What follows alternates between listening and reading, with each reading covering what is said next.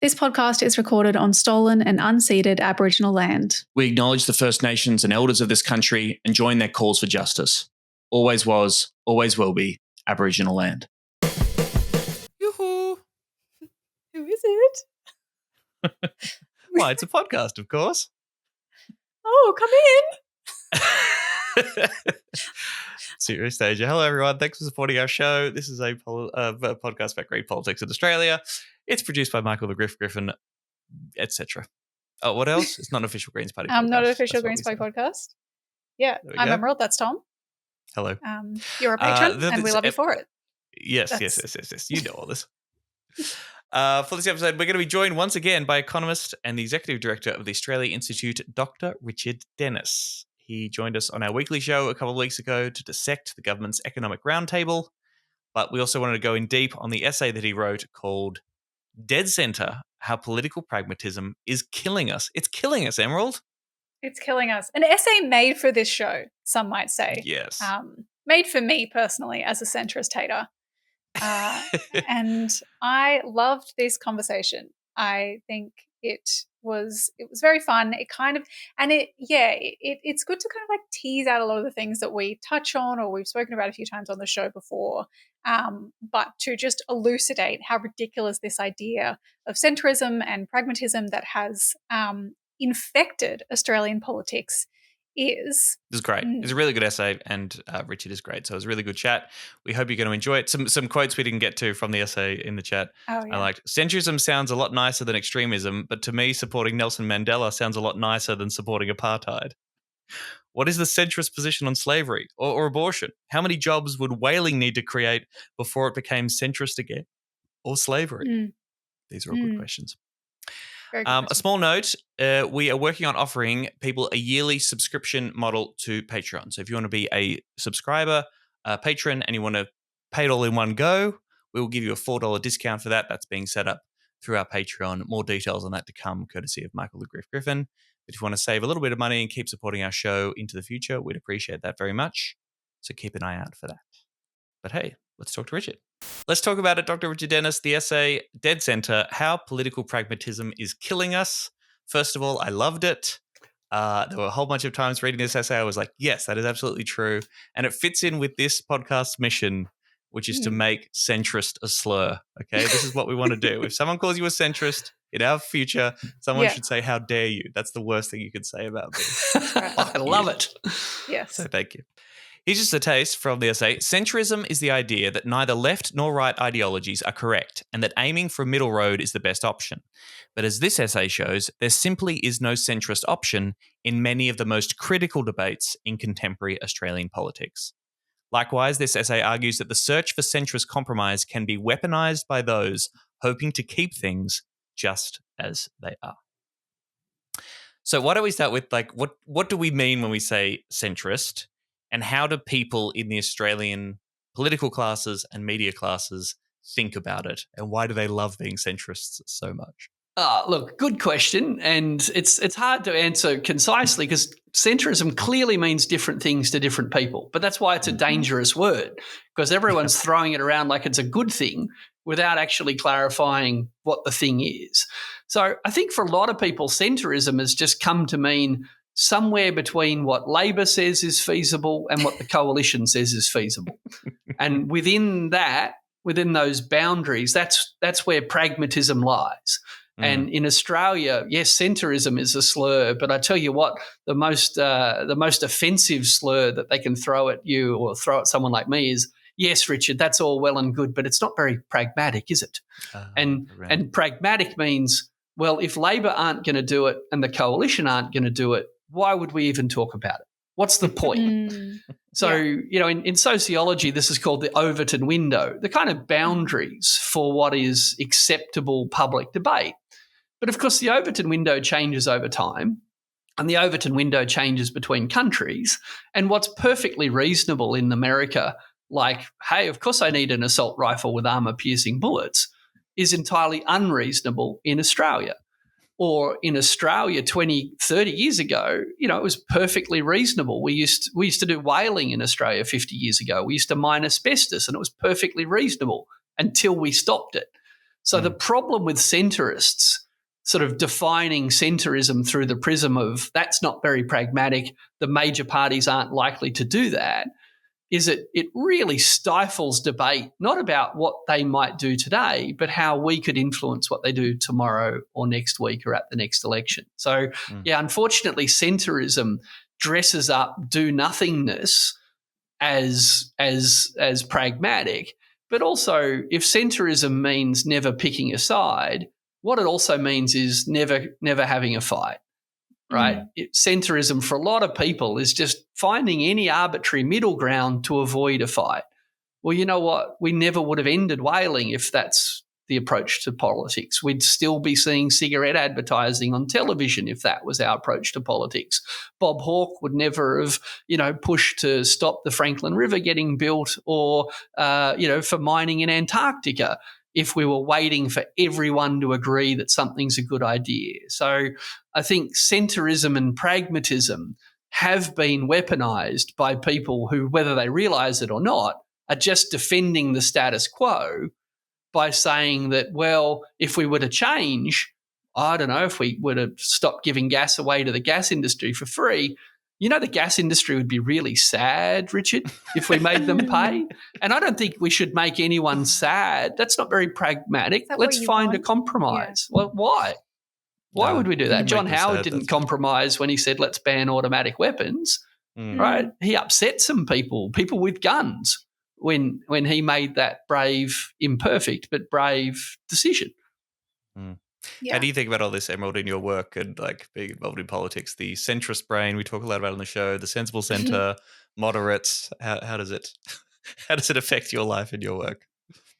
There are in so many ways. I think that the thing about the idea of centrism for me in politics is it's a what's the word? It's almost an oxymoron in a way to have a centrist politics, because politics is about taking a position that is in opposition to something else. Our entire political system, our democracy in Australia, the way that our parliament is structured, even if you look at it literally, there is meant to be a government and an opposition who opposes on many issues what the government is doing. They sit on the opposite side of the room. They move, if you disagree, you move to the opposite side of the room. You have debates. It is about debating based on you taking a position. Yeah. Competing interests, exactly. And that's where I'm yes, this idea that actually you just have to find somewhere in the middle, and if there's disagreement, something is wrong, is such a fundamental misunderstanding of the way that politics is supposed to work. And the other thing, which is something that we've spoken about on the show many times, is the fallacy of that if you go in the middle, that the middle isn't going to shift. And this is what I've seen Labor do so many times. I saw them do it in Queensland for a long time. I think they're doing it less now. But for a long time in Queensland, they went, okay, we'll shift closer to what the Courier Mail or the LNP is demanding, and then they'll leave us alone. That's not the way it works. You shift closer, they take another step. And they will continue to step further and further, things like tough on crime or climate or whatever it might be. They will continue to step further and further. And hey, guess what? Then the centre has to move again. And before you know it, you're back where they were, which used to be the right, but somehow it's the centre again. So yes, that just goes to show how bullshit the idea of the centre is, right? Yeah, absolutely. And I guess what I'm trying to do in the essay is a couple of things at the same time. One is to get people thinking, what exactly is centrism, and, what does it mean and why might it be a goal? But the other thing I'm trying to do in the essay is to help people who, I've worked in Parliament House and I've worked in and around politics, most of my adult life. So I'm trying to help people who aren't that close to the action to kind of interpret how the words of centrism, the concepts of centrism have been weaponized against the better spirits of people consuming, politics from longer range. And so by that I mean, you said before politics is about conflict. You bet. We invented democracy so we could have debates with words rather than wars with swords and guns. The whole point of Parliament is to thrash out disagreement in a peaceful way. But unfortunately, that's been weaponized. And, before I talk about how it's been weaponized, let me talk about how politics is often done. it's not, I think it's a kind of progressive phenomena to think that we always have to compromise and that centrism is good. Like when John Howard wanted to do work choices, he wasn't like, I want to do work choices and radically reduce workers' rights, but only if the Labor Party will provide bipartisan consensus. Because only with bipartisan consensus can we achieve lasting reform, said John Howard never.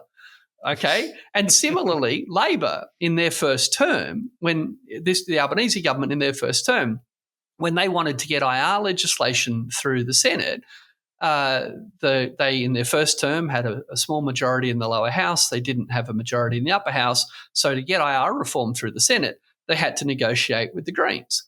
Not once did Labor say in their first term, we're keen to do these IR reforms. We want to roll back the vestiges of work choices. We're determined to restore workers' rights, but only if the Liberals will provide bipartisan support, because without bipartisan support, there can't be lasting change, said no industrial relations minister from Labor ever.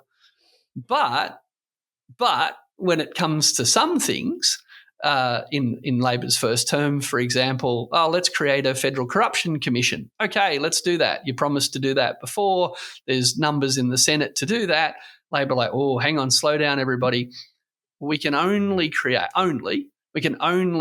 a national anti-corruption commission with bipartisan support from the Liberals. And those nasty Liberals have said they'll only support it if we remove public hearings and make the whole thing kind of worthless. So the only way to get it through the Senate is with the Liberal support, because bipartisan is so important. Oh, bullshit. Well, they'll abandon it completely. The religious discrimination reforms, right? They're like, we're not going to pursue this unless Peter Dutton signs up to our vision of what an anti-discrimination Australia looks like. Right. So that's the trick. That's the play. That's what people have to see. That when a Prime Minister says, I want to do a thing, I really want to do a thing, but some nasty people in the Senate won't let me do a thing, that's the trap. Okay, that's the Prime Minister making the perfect the enemy of the good. That's the Prime Minister saying, no. I know I said I wanted to do it, but here I am in power with the power to do it, but now I'm going to blame the Liberals for not doing it, or I'm going to blame the Greens for not doing it. Now, compromise in Parliament is part of the job. I absolutely accept that. But, the idea that a Prime Minister the Albanese government couldn't get things through because the Liberals wouldn't let them, that is weaponising centrism. That is the Prime Minister again, or the Minister or whoever, using the kind of veneer of centrism to conceal their own either conservatism or their contentment with the status quo. And that's what we need to see. So when we're watching this unfold, we need to call bullshit on that and say, come on, you could get it through. You're just using the Liberals as an excuse to not get it through. Well, another excuse is about, the public perception of certain things. And you'll often hear from the sensible centrists, like, well, Australia is a centrist country. Elections in Australia are won in the centre, and ordinary Australians hate the extremes, which is another weaponised term. I mean, is that at all true? Do we have any evidence that's actually the case? What do you make about that argument? Yeah, look, again, because no one's got a clear definition of what's centrist and what's extreme, you kind of can't disprove that. But let me give you some facts that don't fit that narrative. In 2019, Bill Shorten went to the election as opposition leader, proposing to reduce tax concessions, capital gains tax concessions, proposing to change franking credits, so, kind of tax-free money for rich people. He went to the 2019 election with a progressive tax agenda. No doubt about it. It was a progressive tax agenda. And we know that it was too extreme, and we know that he got punished, and we know, and that's why Labor can't do things now, because we know. But according to data hidden on the Electoral Commission website, when Bill Shorten proposed to increase taxes on the wealthy, Labor's vote, went up in the highest income seats in the country. Labor's vote went up in 2019 in Goldstein. Labor's vote went up in 2019 in Kooyong. Labor's vote went up in North Sydney. It went up in Wentworth. I don't know if these seats sound familiar to you. They were all once safe Liberal seats, the highest income seats in the country. And those high income seats swung hard to Labor in 2019. And then the Liberals lost those seats in 2022 mainly to independents. So we've been told that Shorten's extreme tax agenda was very unpopular, but actually it was very popular amongst the people who would have paid the tax. Labor lost the seats of Bass and Braddon in 2019. These are some of the lowest income electorates in the country because Scott Morrison ran a very effective scare campaign and indeed spent his last day of campaigning in northern Tasmania telling the poorest people in the country that Labor was going to tax them, to oblivion in their retirement. So, the idea that you can't do something like tax reform in Australia because you need to lead from the middle, well, no, even high-income seats voted for higher taxes in 2019, yet today everyone knows it's pragmatic to never talk about capital gains tax again, when the reality is, Morrison lied effectively. We don't have truth in political advertising in Australia. It worked, and apparently Labor now don't want to touch it. Well, I think they will come back to it. I think they should come back to it. But, yeah, the kind of lessons that we've been told, winners write history. The coalition explained what happened in the 2019 election and poor Bill Shorten had to lick his wounds. But to be clear, rich people who would have paid a lot more tax seem to have swung hard to Shorten back when he proposed a progressive, some would say radical tax reform agenda. But across the board, and you guys are publishing public opinion polls all the time that show overwhelming super majorities for progressive reform of the tax system, for changes, for, more sensible drug law reform, like all these things that, based on the consistent polling across the board, are overwhelmingly popular with the public. The sensible centrists in our media and political classes tell us it's an extreme to do these things, even though the vast majority of the public are with them. That's right. And that's why I said at the beginning, the dangerous thing about centrism is the idea that wherever Labor is today and wherever the coalition is today sets the boundaries of what's a meaningful conversation to have. So even though a vast majority of Australians think we should limit or ban gambling advertising, particularly to kids, even though a vast majority of people support that, even though there's strong evidence that supports that, because neither Labor nor the coalition want to have a fight with the gambling industry, what is a popular evidence-based idea is irrelevant to most of the media. Because when I ring a journalist and say, hey, I've got a good idea, it works overseas, people here in Australia like it, I'm not the only expert that thinks it's a good idea, I'd like to talk to you about how Australia could look and feel quite differently, the first question they say is, oh, do you think Labor might do it? And I say, no, not yet, not until we push them for a couple of years. And the standard journalistic response is, well, that's not news then, is it? Yep.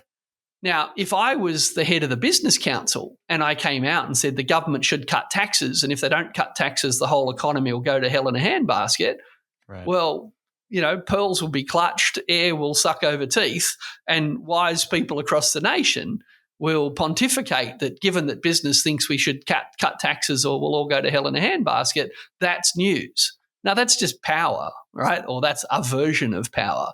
Now, I write in the essay that one of the great ironies here is that, the mainstream media that's shedding audience, faster than the major parties are shedding votes, the mainstream media are giving political advice, about priorities to the parties. Well, I tell you what, if I was running a political party, I wouldn't be taking my political advice by people that can't get young people to read their papers. So, we're kind of what's happening in Australia is that the major parties who aren't stupid and they're not evil, right? Or maybe not, they know what they're doing. And agree to disagree, but go on. I think some of them actually believe, they're high on their own supply, let's put it that way. But what happens in Australia is if someone from senior in Labor and someone senior from Liberal agree, look, let's not have a fight about gambling, then they don't have a fight about gambling. If they agree not to have a fight about fossil fuel subsidies, then they won't have a fight about fossil fuel subsidies.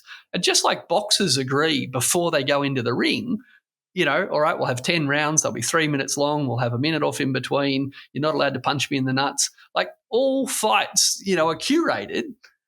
Well, when the major parties curate their fights to say, look, let's have a big fight about industrial relations, that's fun. Let's have a bit of a fight about inefficiency in the NDIS, that's fine. But neither of us really want to have a fight about gambling. Neither of us really want to have a fight about fossil fuels. Historically, neither of them wanted to have a fight about same-sex marriage. Historically, when the major parties curated the fight and said, well, let's not talk about that, and the mainstream media were like, well, we take our cues from what they're talking about. So if the Prime Minister and the opposition leader don't want to talk about same-sex marriage or gambling reform, why would I put it on the front page of my paper? Once upon a time, that dominated our version of democracy. But, when you hang on too tight, things slip between your fingers. And what's happened now is that new media, people have just gone elsewhere to listen to things they are interested in, talk about problems they are interested in, find solutions that they are interested in, and they're taking their votes with them as well. And even in the 2025 landslide for Labor, Labor had a near record low primary vote. The Liberals had a record low primary vote, and the 20-year trend towards more people voting independent and minor parties continued. So you can control the debate.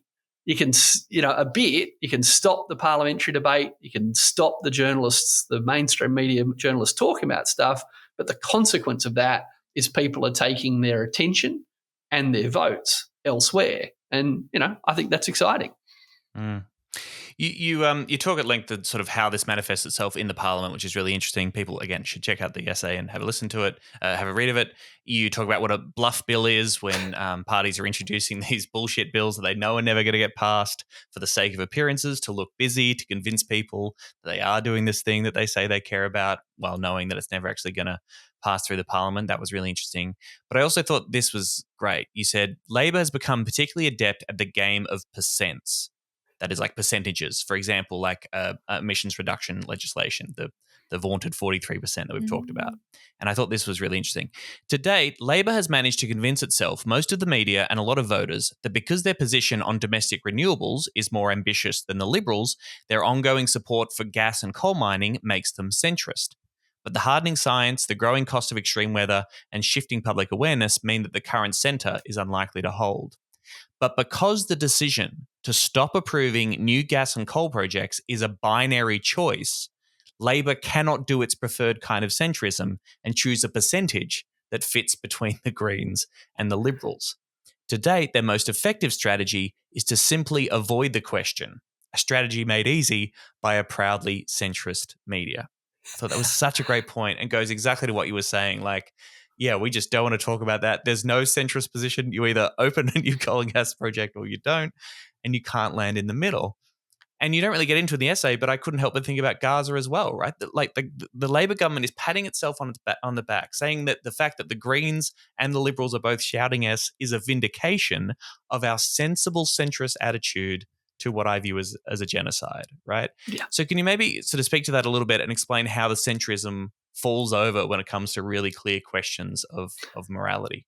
Yeah, and just to be clear, there are some issues on which kind of, you can pick a middle ground. It's not obvious. There's no perfect solution to how late at night your neighbours are allowed to play their music loud. Okay, can you play it till 10 o'clock or 10:30 or 11 or midnight before you can call the cops, right? There's no right answer. And a democracy can actually have a conversation about this and come up with some rules, and they're not perfect, and, that's okay. But with things like, should we have asbestos in our houses, right? It's a binary, right? It's a binary. And we never ask the asbestos industry, what percentage of building products can have asbestos in them, because the health scientist lobby group, as if health scientists are a lobby group, but let's stick with it. The health scientist lobby group think we should get rid of asbestos out of people's houses. You guys make a lot of money selling asbestos in people's houses. I'm looking for a sensible centre here. Can we talk percents? All right. So percents, splitting the difference, finding a middle ground makes some sense for some issues. It makes no sense for some issues. And I think Labor in particular are particularly adept now at, as you said, playing the game of percents in climate change in particular. So whether it's an emission reduction target or a renewable energy target or a safeguard target, like whatever target, they love a target, right? And they want the target to be expressed in percents. And they know, these are not stupid people, they know at the beginning of the game that whatever percent number they come up with, the Greens will say, we think there needs to be more percents.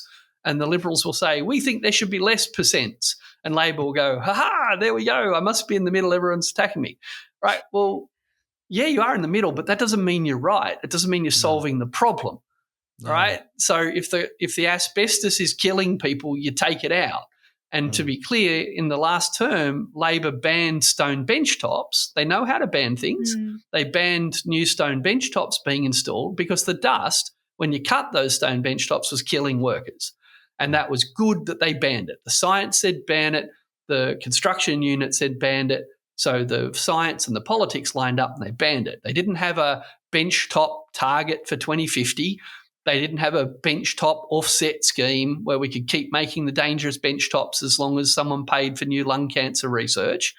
They banned it, and that was the right thing to do. Where Labor are really struggling, and it's hurting them, and you can see that it's hurting them, is when you take climate change away from the percents game. Well, let's talk about 2050. What percents of renewables should we have? And say, sorry, should we still be approving new gas and coal projects because the science says no and you say yes? So, Chris Bowen gets really sad about this. Tanya Plibersek used to get sad about this. They all get very sad about this because they're like, that's not fair. You're blaming me for approving a dangerous new coal mine when look at all the solar panels I helped install over there. Look at the percents. Look at the percents on the batteries. Look at the percents on the solar panels. Look at my forecast for 2050. Please don't evaluate me according to the decision I'm making today. That would be extreme. That's extreme. Yeah, so extreme. And I think this also kind of building on a recent episode we did with Jared Mazza from Big State in WA by talking about the way that the Liberals' nuclear proposal, Dutton's nuclear plan, was kind of a gift to Labor during the federal election. And you could argue that it's a gift, or it was a gift because it allowed them to get back to an idea of the centre, because you've got something that is presented as wildly out on the right, and then you've got the Greens saying, hey, no new coal and gas, please. And so there is a centre space for them to occupy. And you can see how hard they went for that they clearly identified that as, fuck, we've got to get out of this. Is it new coal and gas or is it not debate? Because we did safeguard mechanism. So that percent is done. The renewables percent stuff is kind of done. We need something new. And yeah, they were searching for the centre. But as you kind of, as you're getting at in this essay and this debate, it's like there isn't, like, particularly when you're saying we're looking for a centre that is consistent with our obligations under the Paris Agreement. That's not the centre. Like, there is only one answer there if you're talking about, do you approve new coal or gas? Absolutely. So to be clear, the science is clear. The science is crystal clear. A world that's aiming for 1.5 degrees of climate change should not be building any new coal and gas. Fact, fact, fact. It doesn't matter how many solar panels we install. That doesn't become untrue. Whereas, Labor don't want that binary. They want a centre. In terms of the nuclear stuff, I agree entirely. I'd go one step further. I said before, the parties stitch up the fights they're going to have. Not only was Labor so excited to have a fight about nuclear, Dutton was so excited about having a fight with nuclear. It solved both their problems for them.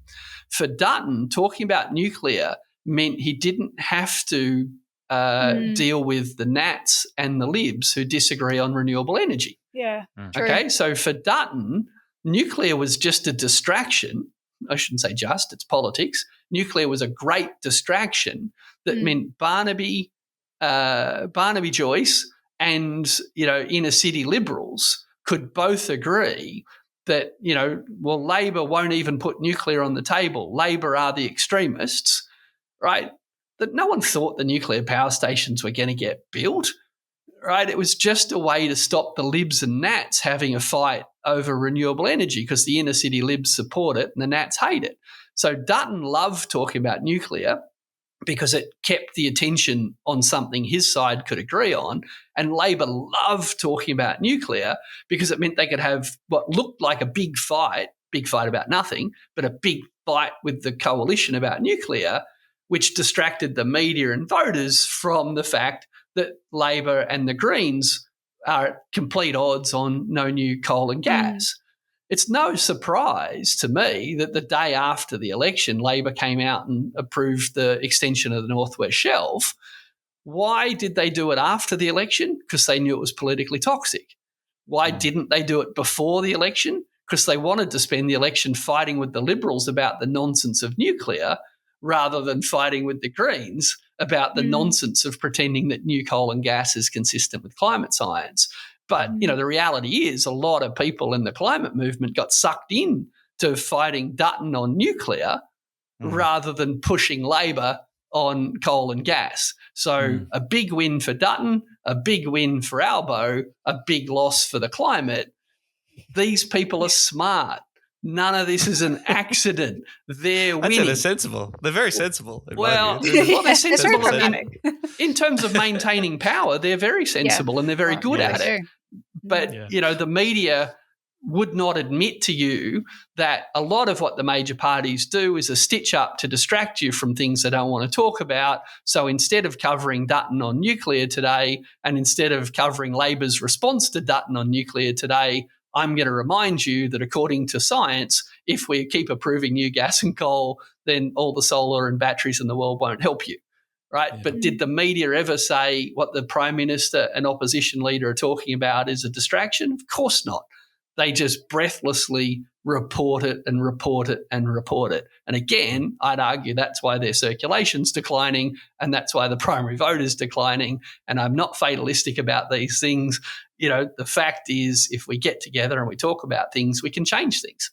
I mean, that is the key point towards the end of their set, it feels like. Is like you want to land the point that there is a political cost to this. Now, obviously, Labor is saying, what are you talking about? We've just got 93 seats. We fucking rule. This all totally paid off. This is a complete vindication of our sensible centrist approach. But you're trying to point out, look at the falling primary vote, look at the way people are turning to alternative options, because there is a political cost for serving up centrist nonsense and not changing anything again and again and again. It is at the heart of why people are turning off politics.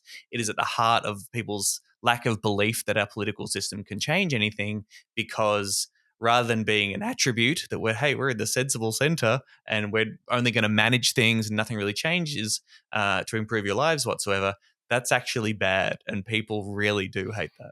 Absolutely. And look, I don't want to bombard people with stats on a podcast, but I go into a bit of detail in the essay, hopefully clearly enough. But think of it this way, like Labor, there's no doubt they won a landslide election in terms of they won a record high percentage of the seats in the lower house. So let's stick with landslide metaphor. You're looking up at a mountain and you see that a large portion of the mountain has slipped down.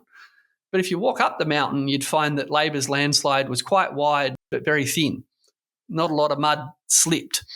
All right. So they won a lot of seats, but they're still actually in quite a vulnerable position. Not vulnerable to the Liberals. The Liberals will lose the next election. Pretty comfortable making that prediction.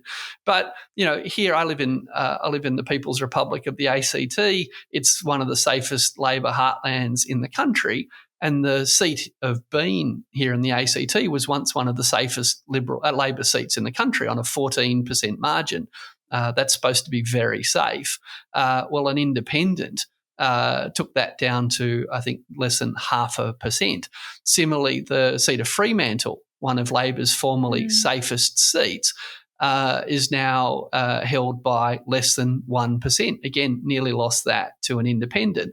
The Greens went very close in Wills. So, yes, if you look at the headline numbers, Labor won lots of seats. Not arguing they didn't. But in 2019, when the Liberals lost one seat to the Independents, one seat, Tony Abbott lost one of the safest seats in the country, Warringah, to Zali Steggall. Everyone said that was a one-off. Well, 3 years later, they lost 6 seats to independents in what were previously safe Liberal seats. So, yeah, I agree. Labor won lots of seats. They've got a big majority in the lower house today. But there are a lot of seats that are very marginal. But there are also seats that look safe in that they've got a 10 or 12% margin. But what have we learned in successive elections? 12% ain't safe anymore. There's no such thing as a safe seat. The right candidate running on the right issues can win any seat. We know this. We know this. And you know what? Labor backbenchers know this. And indeed, Labor frontbenchers know this, because the old political rules, there's only 2 parties that'll really win, parties of government, and you can put seats into safe and marginal, and election campaigns just revolve around the marginal seats. And if you live in a safe seat, sucks to be you, your vote doesn't count very much.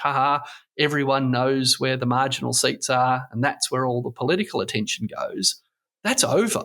That is done. And Labor know that, and the Coalition know that, and Independents know that, and Greens know that. There is no such thing as a safe seat in Australia anymore. So, yeah, you bet. If Labor knew to delay approving the North West Shelf, they knew. It was not an accident. They knew. Well, they've approved it now, and they're just hoping everyone will forget by 2028. Yeah. I don't think people will forget, but worse, I think Labor will probably approve a few more between now and then. But if Labor can talk about nuclear in 2028, and if the climate movement's silly enough to talk about nuclear again in 2028, maybe we can distract everyone with some percents in 2028. But I promise you, if voters are staring into the issue and thinking, hang on, am I really going to vote for someone that's approving new coal and gas mines in 2028? I think there will be some very nervous Labor MPs. All right, and final question. I'm sorry, you've been very generous with your time, Richard. But of course, we need to ask what it means for the Greens, the extreme Greens, as Advance Australia would put it. The Australia Institute that you work for is nonpartisan, of course, but there's certainly an overlap with some of the, policy positions and some personnel as well between the Australian Greens and the Australia Institute. We're on the progressive side of things. And the Greens are regularly painted and dismissed and vilified as extreme as opposed to the sensible centrists. So what does all this mean for the party of the Greens, and where do you think the party should go from here? Yeah, look, I think the Greens, obviously from an electoral number of seats won, they went backwards. They went from 4 to 1. Now, that's not a good result. No one in the Greens would be happy about that.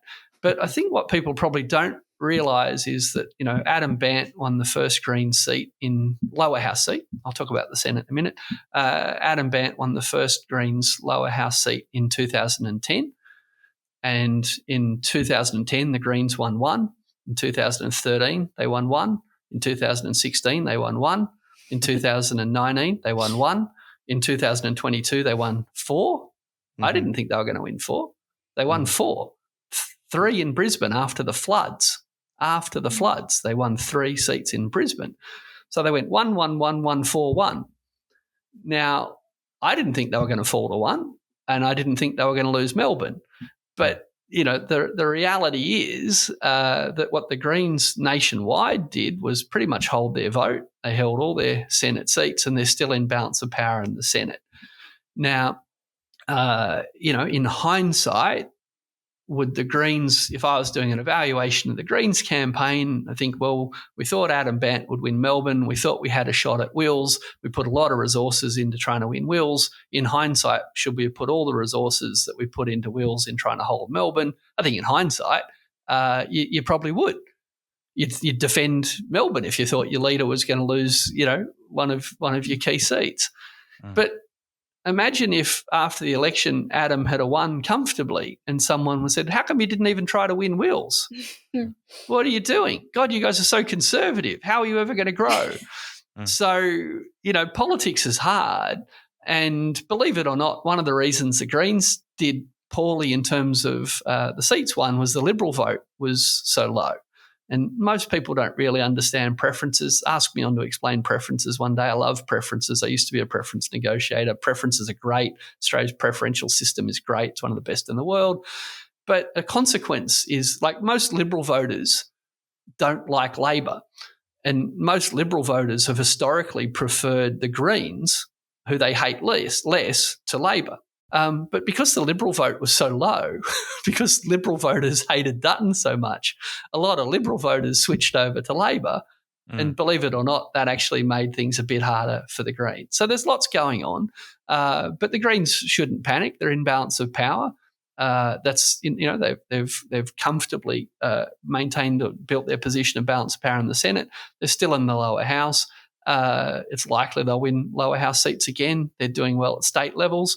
I just wouldn't accept the word extreme ever. What's extreme about, caring about climate science? What's extreme about caring about inequality? According to the pinko lefties at the IMF, a good way to boost productivity is to reduce inequality. How about that? Didn't hear that at their roundtable. So, I think the Greens should stay their course. I think they should keep talking about their values and their priorities and make a case for that. They'll no doubt learn some lessons about how and where to campaign on those things. There's no right answer to those things. You look at their nationwide vote, the public didn't turn away from the Greens. Did they lose the perfectly wrong number of votes in some seats to cost them, very significant in the lower house? Yeah, they did. If I were them, I wouldn't take too much advice from people who hate them. Yeah. I know, I mean, this will be nothing new, what I'm going to say on this show, and nothing new to probably anyone listening, but I do think it bears repeating if we're talking about centrism, and the Overton window, right? Because the point is that it can shift. And not only the thing that I was saying kind of towards the start of this episode, that it will shift to the right if you let it. If Labor, for example, who it usually is, makes more and more concessions to the right in an attempt to move themselves to the centre just shifts. But by the same token, again, what we saw in Queensland, where we had years of Queensland Labor under Premier Anastasia Palaszczuk moving further and further to the right to try and appease LNP voters, then Stephen Miles becomes Premier and suddenly starts adopting things from the left, and 50-cent fares get introduced. And I'm like, I don't know if people from outside of Queensland are sick of hearing Queenslanders talk about 50-cent fares. Maybe you are, but we cannot stop, because you cannot overstate just what a significant kind of political moment it is. It's one of the biggest, kind of progressive wins, it feels like, in Australian politics over the last few years, because this idea, the Greens proposed $1 fares back in 2017. They proposed free in 2020 and 2024. Labor split the difference, goes 50-cent fares.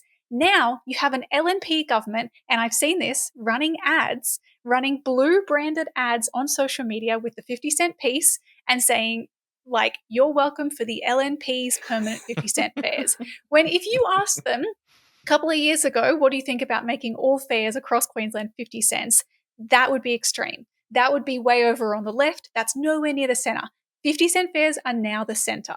So that's why I'm the idea of centrism, it's obviously bullshit. The centre is completely liable to change. It can move to the right, but also you cannot forget that it can move to the left. And to buy into centrism is to give up on that hope, and it's something we should never do. Oh, absolutely. And I was up in Queensland recently, and I took the train from the Gold Coast to Brisbane for 50 cents. Amazing. Right? Apparently it used to be $25. Yeah. 50 cents. Fantastic. And that's $25 now that you can spend somewhere else in the economy. And of course, Stephen Miles in part funded that and expenditure on public housing by jacking up the royalties on coal. Also a Greens policy that they were attacked for in 2020. And seen as radical, right? Yeah. So you're spot on. And here's a freaky one for you. John Howard supported a carbon price in 2007. Right? John Howard and Kevin Rudd went to the 2007 election both supporting a carbon price. It was centrist then, it's extreme now, right? Yeah. The words mean nothing. The words mean nothing. And, my advice to anyone involved in any campaigning organisation, any community group, if you are going to self-censor, if you are going to push for less in the hope that you can land in that dead center, that meaningless middle, all right, if you're a climate group who's not focused on the climate science but focused on the political climate and wondering if Labor can go that far, you're in the wrong job, right? Yeah. Get out of the way. Let someone ambitious have a go. Because if you're an advocacy organisation, here's a hit, advocate for what you want. Yeah. You might not get it all. You might not get it all today. But if you're not even asking for it, how are you going to drag people towards it? Slavery wasn't ended by the centrists. This is really important, right? History does not damn the abolitionists as being radicals that didn't want to compromise. But to be clear, calling for an end of slavery did not instantly lead to an end to slavery. Yes. But you never hear someone say if the abolitionists had have asked for less, they would have got more. Or if they'd have demanded less, it would have happened faster. So it's okay that democracy and parliament end up doing some compromising, but you can't go into it asking your opponents where they're at and how far they'd go. I mean, imagine if I was going to buy you a second-hand car and I rang you up and said, what's your bottom line? You said 10 grand. I'm like, oh, would you take 10,000 then? Like, you know, who does that? But the answer is a lot of advocacy groups in Australia. Oh, I don't want to look extreme.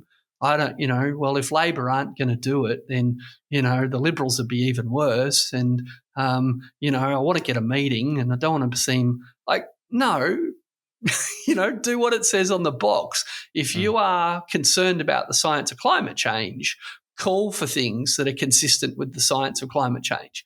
If you haven't convinced enough voters that that matters yet, if the party that represents the climate science isn't in power yet, that's not your fault. It's your job to keep pushing. But if you're an advocate whose starting point is, oh, I wonder where the government's at. Oh, okay. Well, you know, the opposition might be even worse. Right? You know, please get out of the way. Democracy thrives on high expectations, right? We actually have to be clear about what we want. And in a peaceful democracy, we have to accept the result, even when we don't like the result, while keep pushing for more. Well, if I can quote you back to yourself one final time, Richard, centrism means fitting in, and fitting in means never making those in power look silly. Who cares that AUKUS became policy without parliamentary approval? It's done now, and centrists can't stand their ground once the centre shifts because their ground is defined by the decisions of others. The centre of politics can no more be found on a map than the centre of music can be found by flicking between radio stations. Wow, what a good quote. What a great quote. This guy's good. He knows something. The essay is Dead Centre, How Political Pragmatism is Killing Us. It is out now in Vantage Point. We'll put links in the show notes for this episode if you want to grab a copy. Richard is still on a book tour. By the time this comes out, there is still one last event in Melbourne on Monday, September the 8th, if you want to go see him speak live. If you can't make that, and not to undercut your book tour sales, but there is a free video on the Australia Institute website chatting with our good friend of the show, Amy Ramikis, about the essay if people want to hear more from Richard on this particular topic. But thank you very much, Dr. Richard Dennis, and congrats on the essay. Cheers, mate. Thanks, Emerald. Thanks, Tom. Great to have me on. Thank you. Thanks. Pleasure. Serious danger to Australia.